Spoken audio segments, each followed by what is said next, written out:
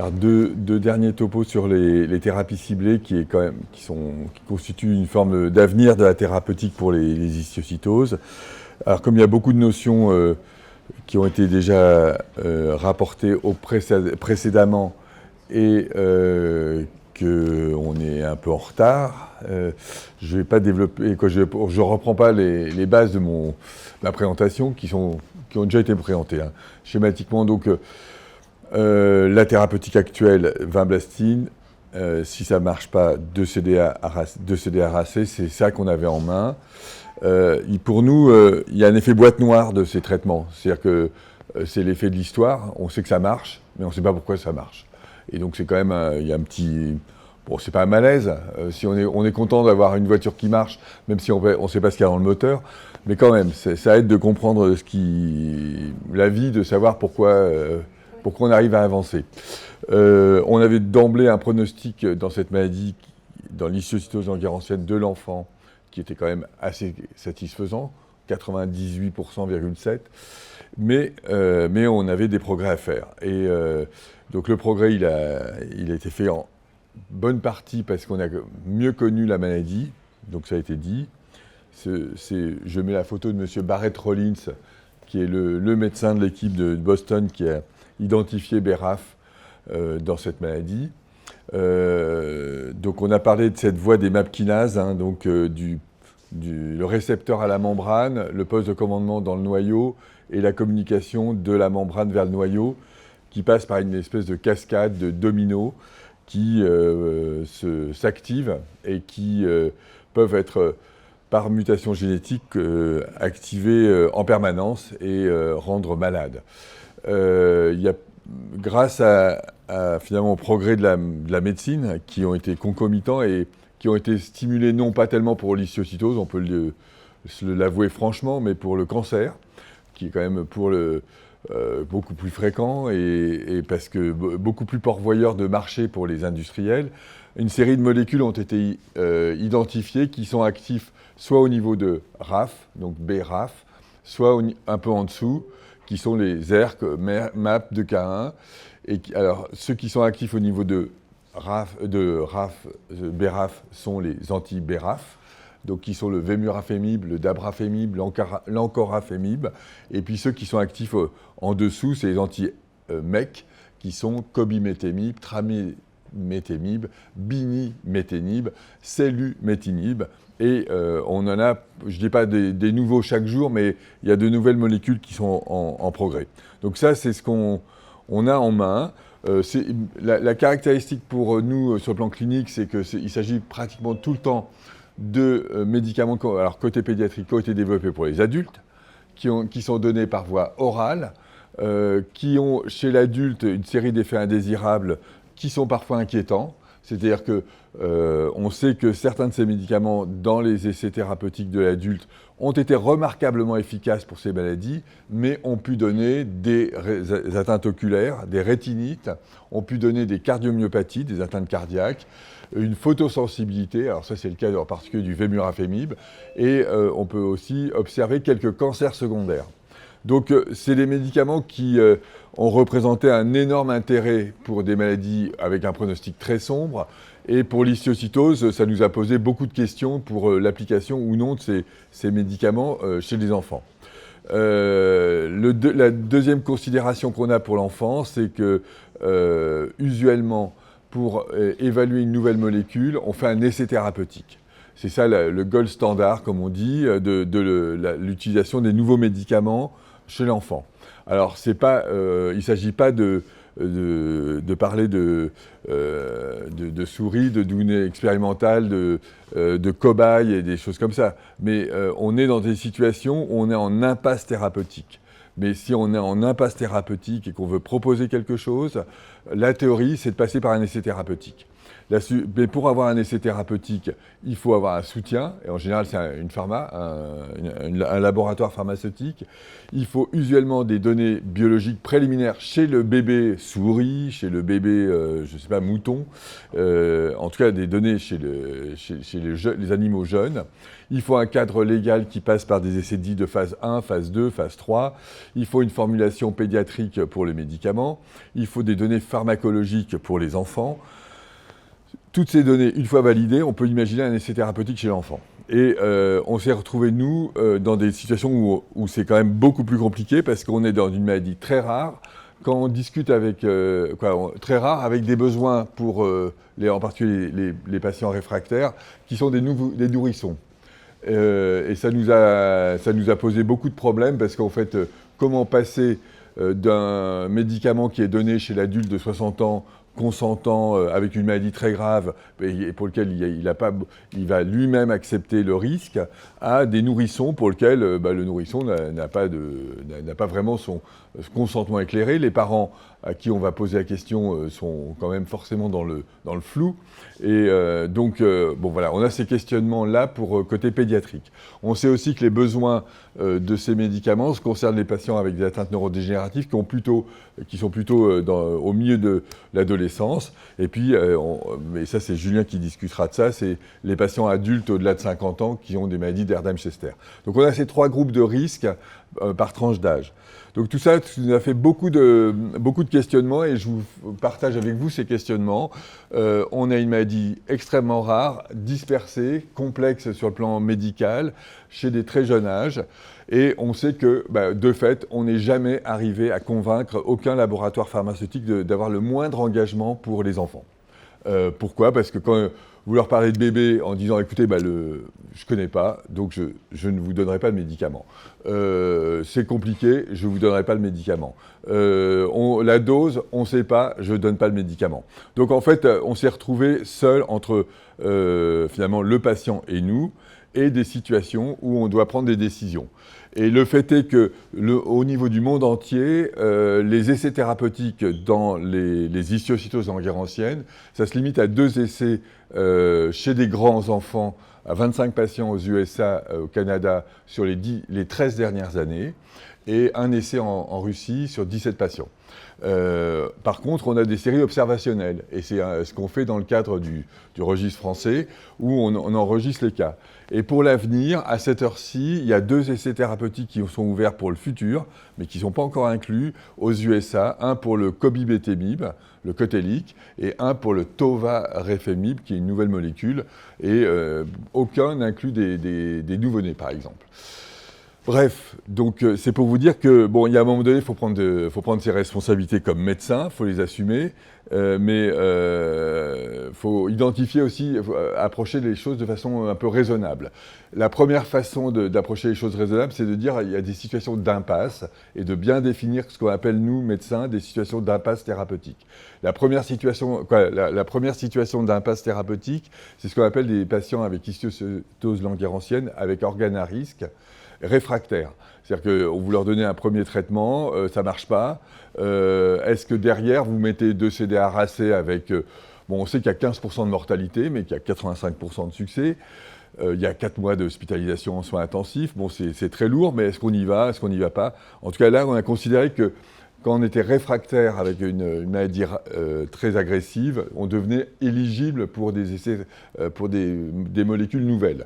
Les patients sans organes à risque mais réfractaires, alors on a considéré après 2 lignes de traitement, c'est-à-dire 20 blastines et 2 CDA, ça devenait des patients éligibles. On a considéré également que les patients avec une atteinte pulmonaire très sévère, destructrice du poumon, pouvaient devenir des patients éligibles parce qu'on n'avait pas d'autre choix. Les patients avec une cholangite sclérosante, si on pouvait éviter la greffe de foie, c'était une indication. Les patients avec atteinte neurodégénérative. Et enfin, les histiocytoses non langerhaniennes réfractaires. Donc ça veut dire qu'on a limité les indications. On a peut-être un tout petit peu étendu à des nourrissons, de moins de 6 mois dans des situations très compliquées. Mais c'est pour l'instant une toute petite extension de ces indications qui sont présentes là. La deuxième chose, c'est qu'on a fait du repurposing, c'est-à-dire qu'on a pris les médicaments qui ont déjà eu une AMM, qui sont autorisés sur le marché pour des adultes, et on les a traités. La troisième approche, c'est que si on n'avait pas de formulation pédiatrique, on avait au moins des dosages de médicaments à faire pour s'assurer que ce qu'on donnait chez l'enfant n'était pas toxique, était dans un range efficace. On a essayé de faire des recommandations avant de traiter, c'est-à-dire de réfléchir au vu de la littérature de tout ce qu'on pouvait faire, et puis ensuite d'évaluer les patients régulièrement. On ne part pas sur la vie entière, on part sur des périodes de 2-3 mois, on évalue, on voit ce qui se passe, et on fait très attention. Voilà, donc c'est ça un peu l'approche qu'on a fait, qui remplace l'approche essai thérapeutique. Et je vous montre comment ça s'est posé pour nous sur le premier cas qu'on a traité en mai 2013 et qu'on a publié. C'est d'une petite fille qui venait de La Réunion, qui avait déjà donc une maladie qui a été diagnostiquée à la naissance. On avait déjà traité avec deux lignes de traitement, vinblastine, corticoïdes et 2 CDA. Elle arrive à Paris, de La Réunion, en disant viens pour 2 CDA racés. On a dit aux parents, écoutez, oui, on est parti sur 4 mois de traitement. Et puis on a maintenant une possibilité thérapeutique nouvelle parce qu'il y a quand même des données biologiques qui montrent que ça peut marcher. On avait des données chez l'adulte qui montrent que ça pouvait marcher. Et on a proposé une fenêtre, en quelque sorte, de traitement de 1 mois avant de traiter intensivement. Et la fenêtre de traitement était complètement innovante pour nous. Donc c'était le Vemurafemib. La question pour nous, c'était que c'est un bébé de 8 mois pesant 7,5 kg, traité avec des comprimés d'adultes. Ce bébé avait une sonde nasogastrique à ce moment-là, avait de la fièvre, avait été transfusé. Il y avait toute une série de choses qui étaient compliquées. On a estimé une dose et puis on a traité. Et la grande surprise de ce premier cas, le cas numéro 1, ça a été à l'hôpital Trousseau, ici, c'était que ça a marché. Et ça a marché de façon spectaculaire. Avec 2 CDA racés, la réponse, on l'observait à 2 mois, 3 mois. Et donc, c'était quand même un peu compliqué d'y arriver. Là, à J14, donc au 14e jour, l'enfant, avec un traitement Péros, n'avait plus aucun soin, à part une prise 1 fois par jour de ce médicament. Et donc ça, c'était quand même spectaculaire pour nous. On l'a publié comme ça. On a arrêté la morphine, on a arrêté bien sûr, il n'y avait plus de fièvre, plus de transfusion, plus d'augmentation du taille du foie et de la rate, bref. Un enfant qui va bien, il est reparti à la maison à J21, alors il était parti pour plusieurs mois de traitement. Le problème, on avait des paquets ganglionnaires, tout ça, ça a disparu. Le problème, alors, c'était à poursuivre. Alors, quand on a publié ça, nos collègues au niveau international et nous-mêmes avons continué, avec des précautions, on avance pas à pas. On a publié ce travail en 2019, et ça a montré que sur 54 patients, que ça marchait énormément bien, de façon sans discussion. On a été chercher les cas, donc on avait 26 cas en France, c'était fin 2018, et on a des cas d'Allemagne, d'Israël, et donc Gaza. Il y avait des patients de Gaza qui étaient traités avec ce traitement en Israël, des patients italiens, russes, slovaques, Grande-Bretagne, Algérie, Autriche, Belgique, Bélarus. À l'époque, on avait accès aux patients de Bélarus et République tchèque. Sur tous ces patients, on a une réponse. Alors, on a pris des patients graves. Je vous passe le détail, mais il y avait une efficacité spectaculaire. L'efficacité, on la mesure sur un score d'activité. Et quand la barre descend, c'est que ça va bien. Quand la barre monte, c'est que ça va mal. Là, elle n'avait que des barres qui descendaient. Et elles étaient toutes pratiquement à 0. C'est-à-dire qu'il y avait une réponse complète pour plus de 2 tiers des patients à 8 semaines de traitement. Et ça, on n'avait jamais vu avant. Même de CDA racés, on avait des réponses qui étaient beaucoup plus lentes. On avait ces situations avec un enfant qui avait pris 2 CDA, il avait déjà reçu du 2 CDA, il avait des paquets ganglionnaires qui étaient en train de pousser. À J14, il n'y a plus rien. Il y avait du pus au niveau d'un ganglion. Bref, on a eu sur 54 patients un décès. Un patient pour lequel il y a eu peut-être un choix inapproprié, c'est-à-dire qu'il y a eu, le collègue il y a une réponse partielle, ils ont rajouté une chimiothérapie, et c'est l'association chimio plus le thérapie ciblée qui a entraîné le décès. Ce qui veut dire que sur 54 cas de patients très sévères, on a eu un décès, ça faisait une courbe de survie à 99%, ce qui était quand même très, très, très satisfaisant. On a pu montrer que sur des atteintes pulmonaires aussi qui étaient dramatiques, avec les kystes qu'Abdelatif vous a montré, ce patient était quand même en soins intensifs, en réanimation, donc on était quand même franchement en impasse. On le met en route le traitement. Ça, c'est à 8 mois de traitement par vémurafémib. Ce patient est ambulatoire. Il a été quand même sauvé par ce traitement. Les effets indésirables par rapport à la chimio, alors je vous passe le détail, mais c'était essentiellement des photosensibilités. Et là aussi, entre une chimio intensive avec des risques de septicémie et une éruption cutanée qui est gérable avec le soleil, le choix était tout fait. Contrairement à l'adulte, et en surveillant très bien ces patients, et encore, on n'avait pas vu un seul cancer cutané secondaire. Donc là, la peau des bébés n'est pas la même que la peau des adultes, et donc on a pu continuer.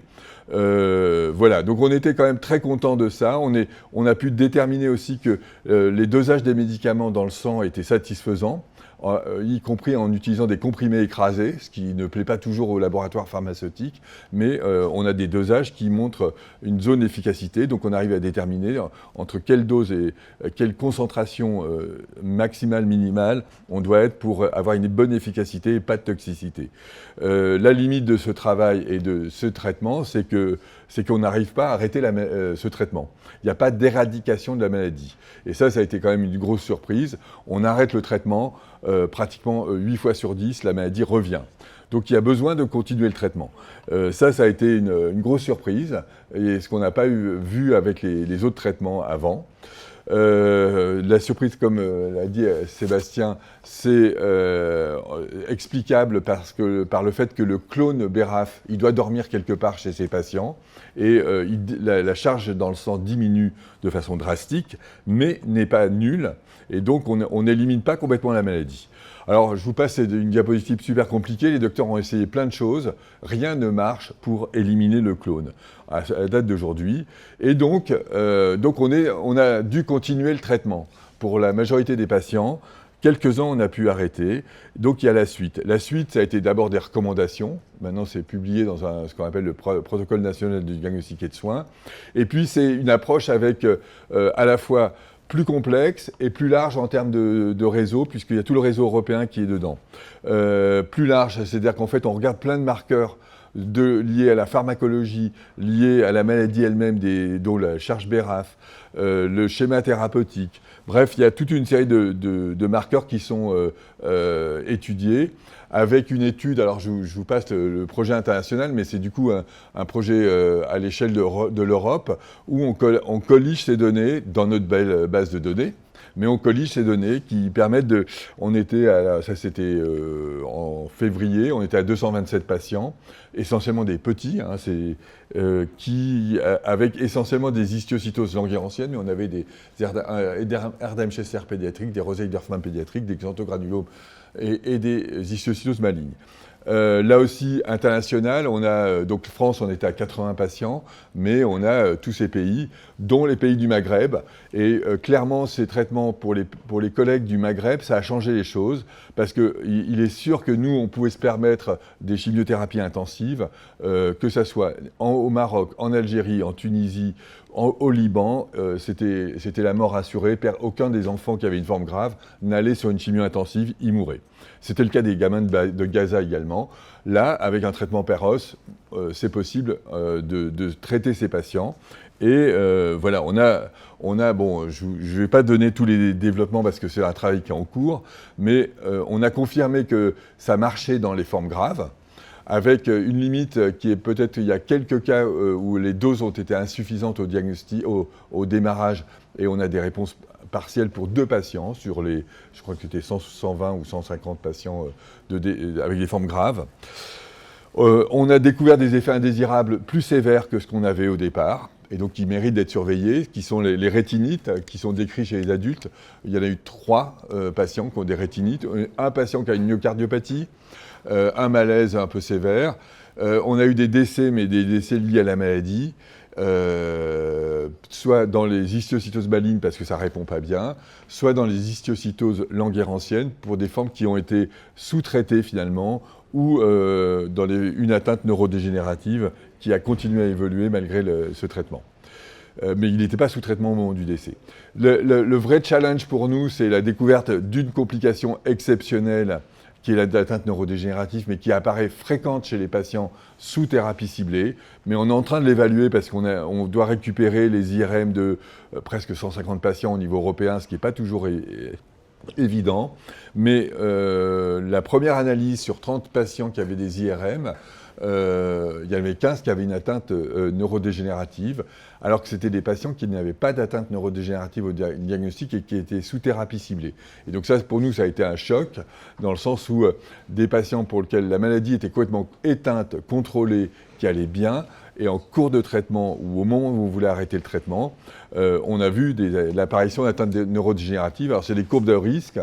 Ça veut dire que là, on est 2 ans après le début de la thérapie ciblée, et quand on commence à faire des IRM, alors on a un peu peut-être biaisé les choses, mais on a l'impression que une majorité des patients ont une atteinte neurodégénérative. C'est en train d'être évalué de façon systématique, non biaisée. Ça nous demande beaucoup de travail, mais c'est à la fois une complication qui tient à la maladie, mais peut-être à la dose de traitement.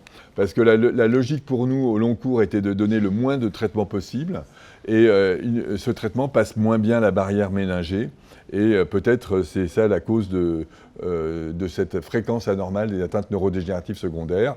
On a eu aussi 2 patients qui ont eu des transformations leucémiques, qui sont des patients pour lesquels il y a eu à la fois, et c'est les collègues qui avaient tenté ça, le traitement classique, la monothérapie par un inhibiteur de BRAF ou de MEK, mais des chimiothérapies. Et là, c'est quand même une grosse surprise d'avoir des transformations leucémiques chez ces patients. Et en conclusion, on a beaucoup avancé sur le domaine, mais le contrôle au long cours de la maladie avec ces traitements reste un défi. En termes d'effets indésirables, globalement, on a finalement plutôt moins que la chimiothérapie, mais quand même. La coopération nationale et internationale continue pour qu'on arrive à fournir des résultats beaucoup plus sérieux. Et puis, il y a aussi des travaux de recherche fondamentale parce que, clairement, on a besoin de comprendre un peu mieux le pourquoi de cette persistance de la maladie chez ces patients. Et donc, on travaille dans le cadre de ce consortium ECHO. Voilà. Merci.